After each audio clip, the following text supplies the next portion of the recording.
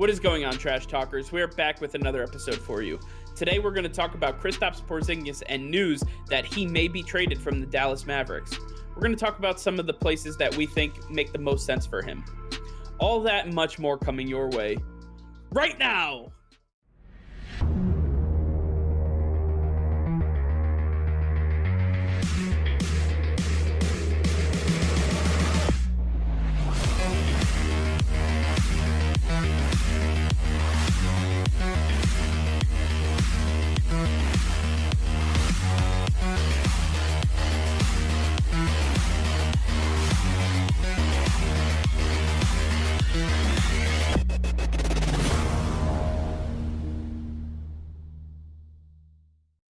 Nick, earlier on Tuesday, news broke that Kristaps Porzingis was possibly in the mix to be traded. Later in the day, it was said that Mark Cuban was furious that reports had surfaced and that he denied any such activity. But nonetheless, there have been confirmations that they at least reached out to the Golden State Warriors to see if there was any interest in Kristaps Porzingis. What do you make of all this? It's interesting that they would be trying to trade one of the best centers in the league, even if you're going through a rough patch with a guy like Kristaps Porzingis. You're not going to try to see what his price is. You don't want that getting into a player's head, especially NBA players who are the most fragile of them all.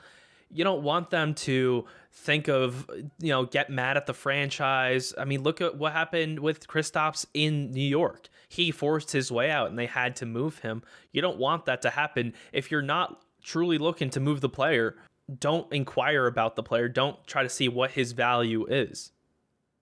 Yeah, I tend to agree. I just believe that at some point when a player is not working out, you have to throw feelers out there just to see what the league is valuing him at. It may just be as simple as you were curious, right?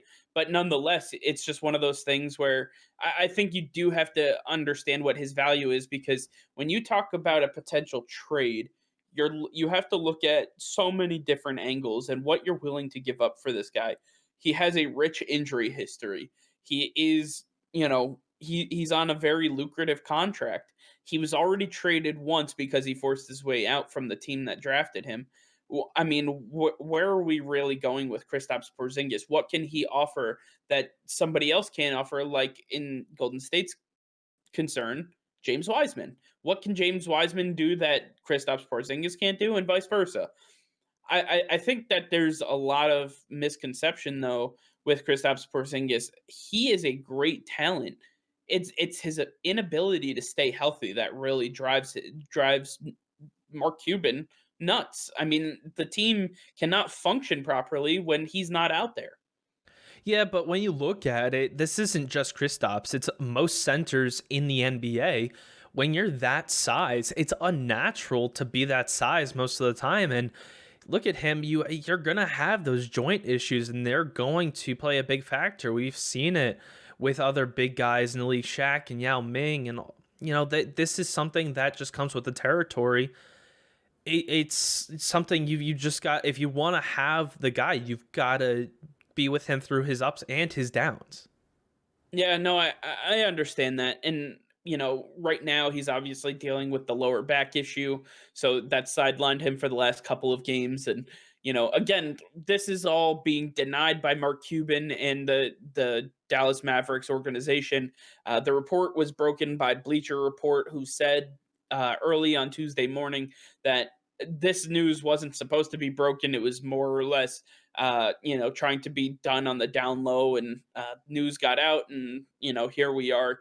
Now we understand that there was some speculation or some potential movement.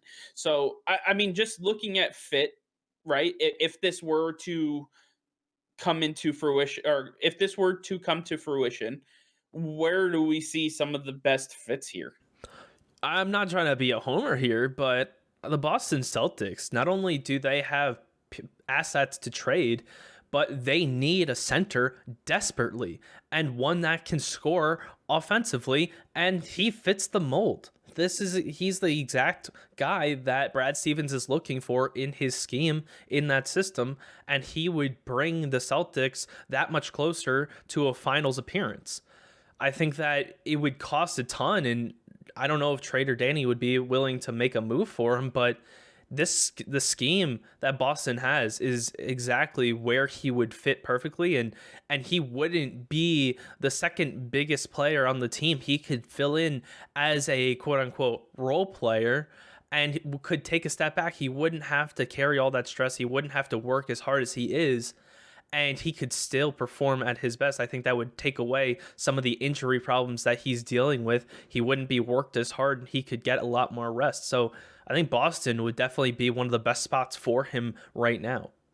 Yeah, I agree. And with the struggles of Daniel Tice and some of the other players that have struggled all around, I look at the Celtics as a really good fit. But I also look at the team that this news kind of started with, the Golden State Warriors. And while James Wiseman might be finding some issues with the Warriors, and they had to kind of rely on a new way of playing with Klay Thompson out, and obviously the loss of Kevin Durant over the last couple of years. Now that they're starting to win, they found a new way to win.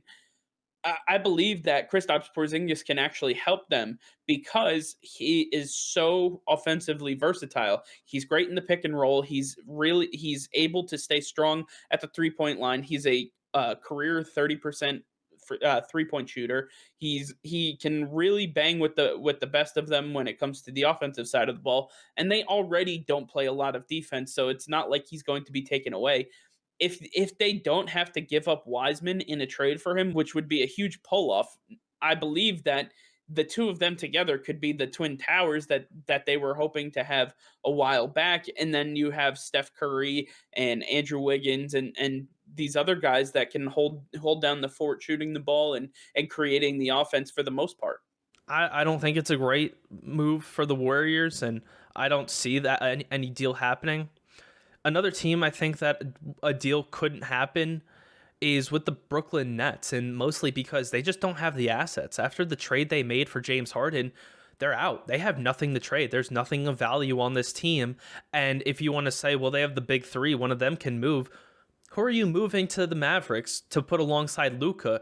None of these guys really fit besides Kevin Durant, and he's arguably the best player in the NBA right now. So you're not going to move him. I just don't think that Brooklyn has what it takes to acquire Kristaps Porzingis. If he were to make it onto this roster, this would be the greatest roster of all time, and there would be no holes left on this team. They would just run train through the rest of the league. I think that the Brooklyn Nets are a pipe dream, but if it were to happen, sayonara to the rest of the 29 teams in the NBA. Yeah, I mean, Brooklyn would be a very scary place for Kristaps to end up going. I just don't see, like you said, this trade coming to fruition. I don't think that they have the requisite pieces to get it done. I believe that overall, while Brooklyn would be an absolutely incredible roster with Kristaps added onto it, they can't get this done.